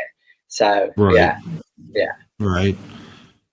That's definitely like I said, once again, my favorite of the bunch was 3. Great action throughout it, little bits of humor thrown in there. Definitely the best of the 3 for me. We mentioned earlier we would kind of touch on maybe a couple of little tidbits about the others. If you had to, and of course these are beyond the 80s, so we're not going to go deep into them or anything, but Rambo and Rambo Last Blood, we get those.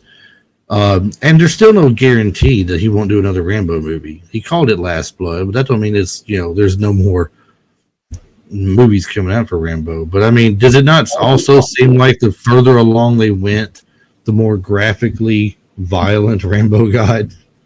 Yeah, for sure. Well, I mean, to answer your question, Rambo, with being the 4th film, because it was literally called Rambo, I actually, there was a really good standalone Rambo film. He's gone off, he's living this quiet life in Burma, minding his own business, and these Christians have come along and say, we need your help, and then it all goes pear-shaped. I think it was a really solid film, and the action was epic, and I love, there were some great moments in that film. I just love the moment where the mercenary soldiers have gone off, and then Rambo just turns up and he's taken out the bad guys, and he's got the arrow in the guy's in the SAS guy's face. He says, this is who we are. It's what we do. Live for nothing or die for something. And that line is just golden.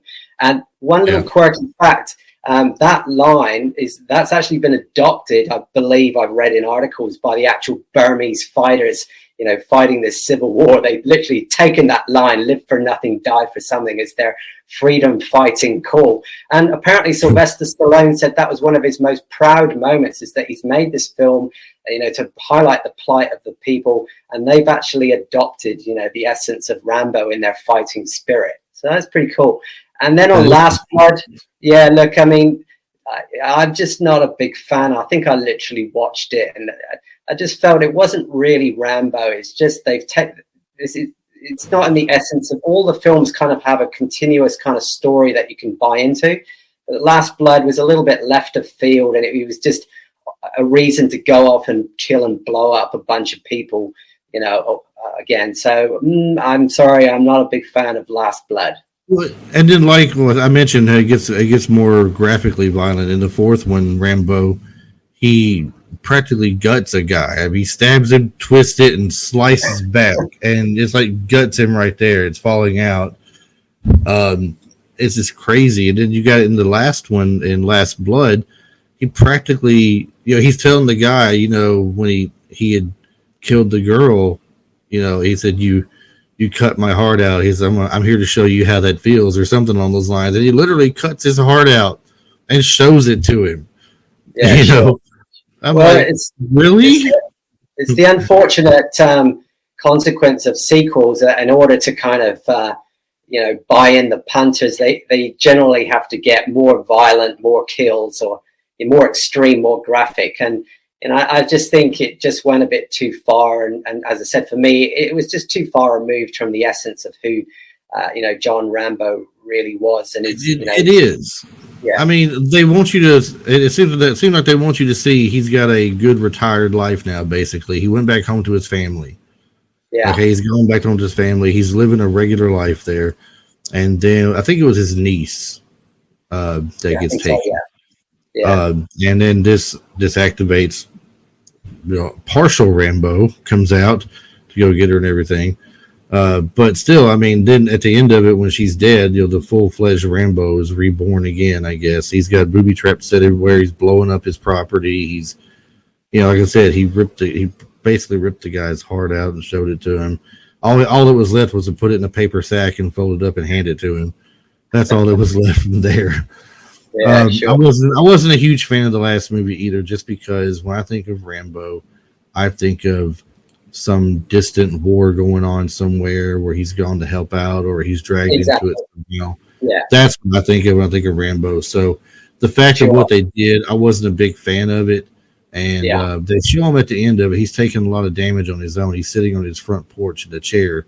And I don't even remember. I've only watched it twice, to be honest with you. When you think of how many times I've seen First Blood, how many times I've seen Rambo First Blood Part 2 and Part 3, and I don't know, total hundreds of times probably. That's probably exaggerating, but I mean a lot of times versus the 2 times I've only watched that one.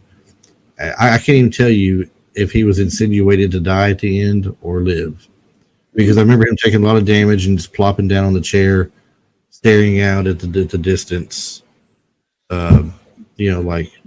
like he's ready to go or something. I don't know. I couldn't make up my mind with that. Well, to be fair, I think, interestingly, the takings from the Rambo films, they kind of replicate the general popularity. So, for example, First Blood pulled in about 125 million, so a pretty solid start.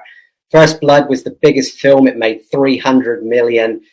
Rambo 3, 188 million, so not quite as high, but still pretty good. 113 million for the fourth Rambo, and then the last one only 91 million. So the kind of overall takings kind of generally really represent the kind of the quality of the Rambo films. I think it's a nice presentation of the films. Yeah. Well, before we get close to ending this or anything, do you have any other fun facts you want to put out there about the movies that we've missed or anything that we might have skipped? Or yeah, well, no, actually, it's kind of a nice. What I wanted to do to wrap up actually was to just quickly talk about the cultural significance of John Rambo, the character Rambo, and how integrated it is now into society. Like he's one of those characters that now you don't even have to have seen, the film to know Rambo.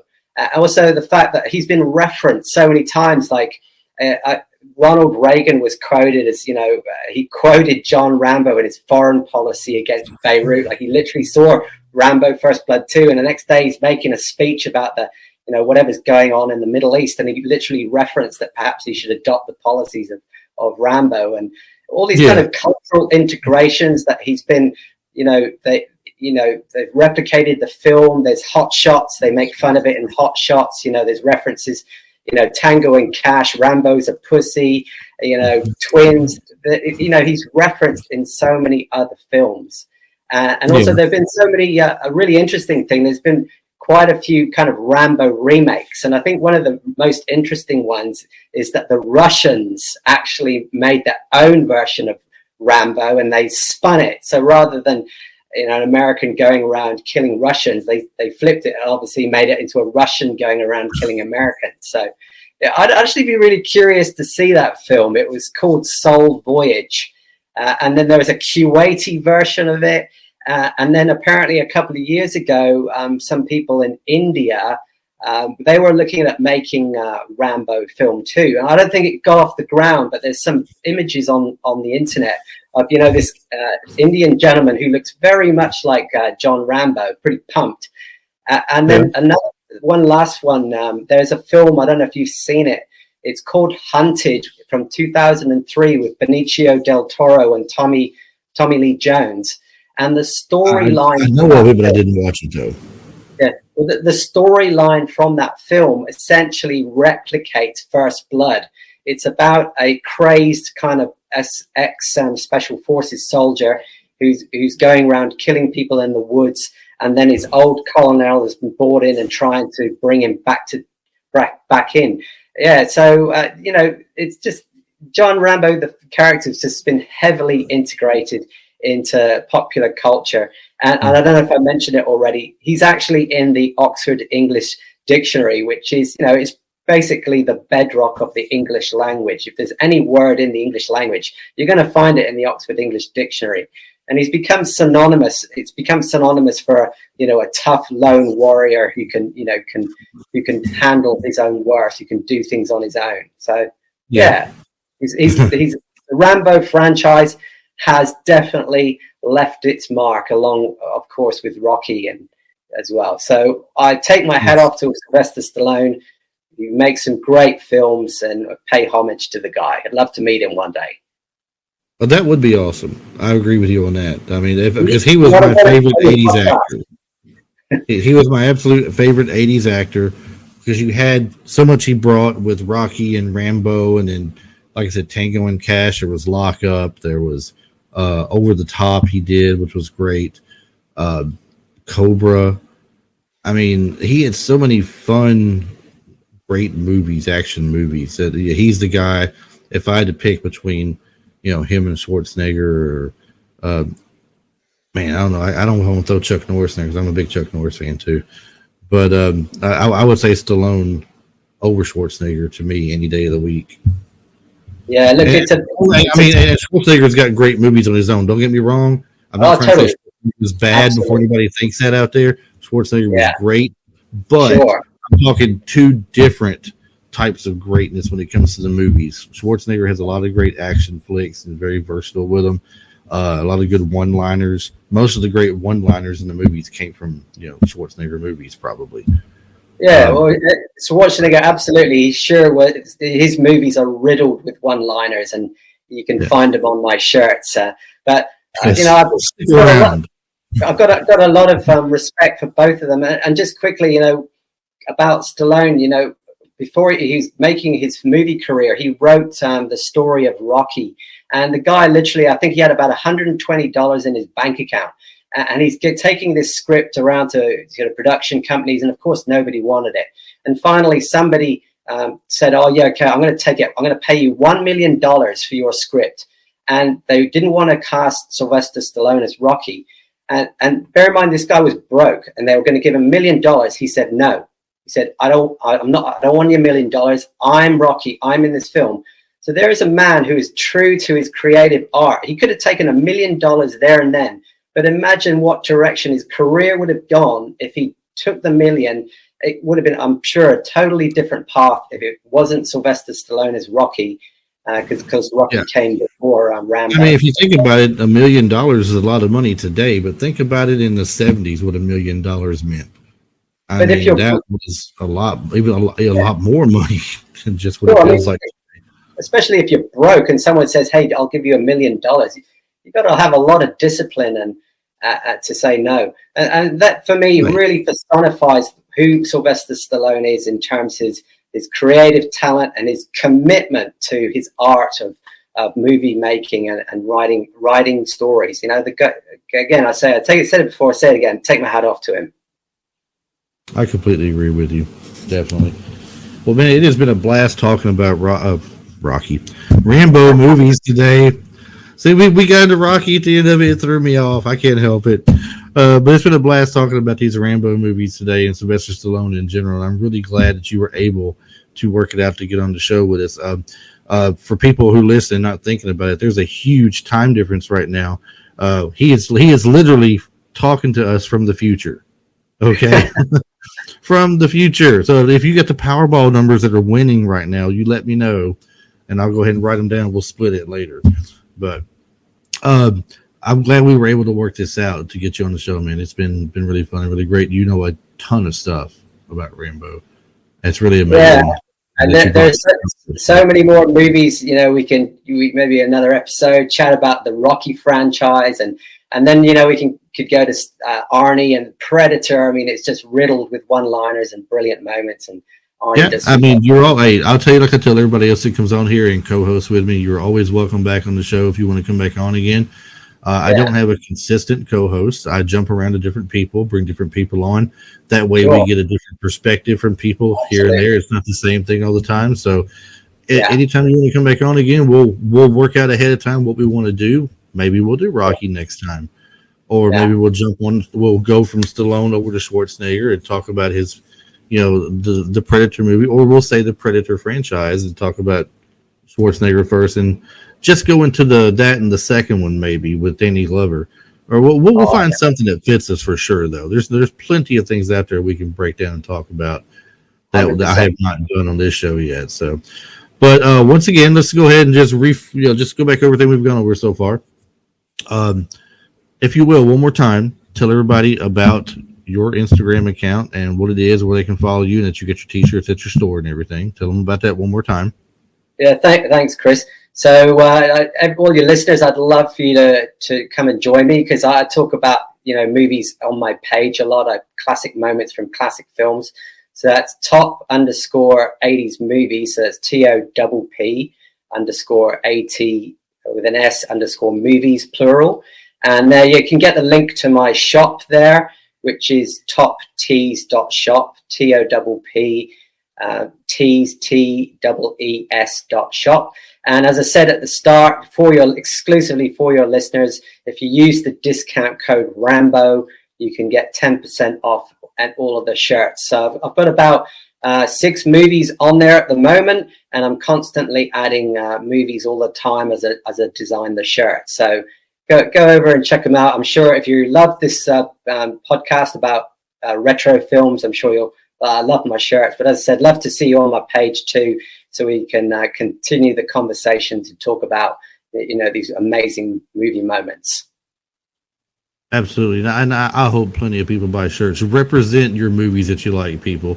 I mean, let people know out there. I mean, it's nothing wrong with loving the retro movies from the 80s and the 90s and such, and to have your favorite little catchphrase on there. I mean, like you said on yours right there, do we get to win? Dana, do you have Big Trouble in Little China yet? Have you done that one? I haven't done that one. Maybe that'll be my next range then, perhaps. Yeah, I mean, if you ever get to do that one, you could always you got to have It's All in the Reflexes. You got to have one where it's that on there for sure. People love the little one-liners. I mean, people quote these things every day of their lives. And to have it on your shirt, you can just be like, read it, But that's awesome. Just before we go, then, I do have a really cool story to finish up with. They just had Michael Biehn over here in Australia doing a special screening of Terminator and Aliens. So for those of you who aren't sure, he's Kyle Reese in Terminator, and he's one of the main colonial Marines in Aliens.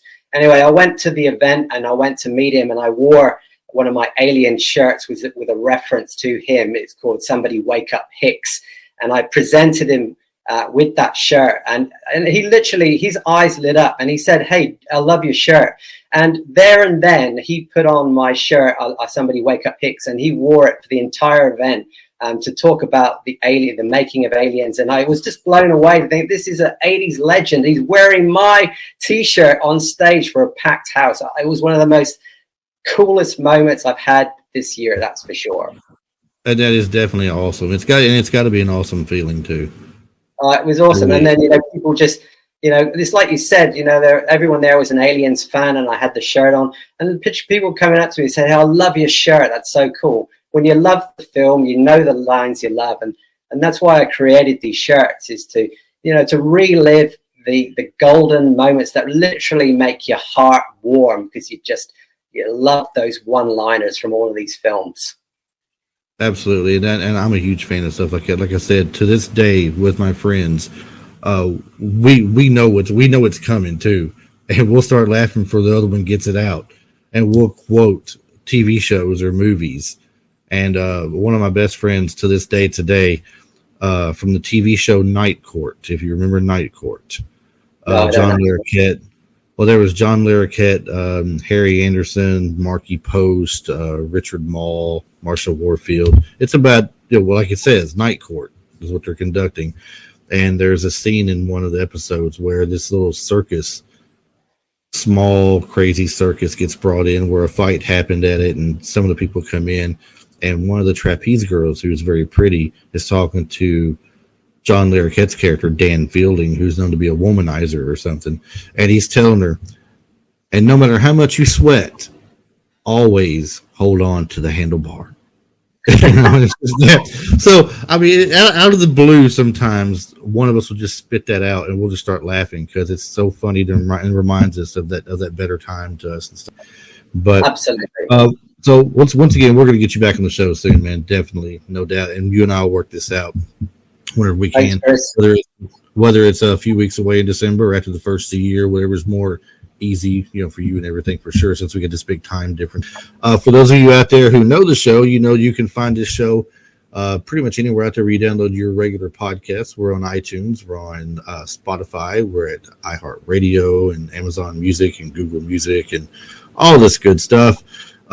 We hope you enjoy the episode today and that you watch it. And when you're done watching it, give us a rating and a review, because it really and truly helps out in the algorithm for the ranking of the podcast and gets some notoriety out there. I know some of you have been doing it for me, and I appreciate it.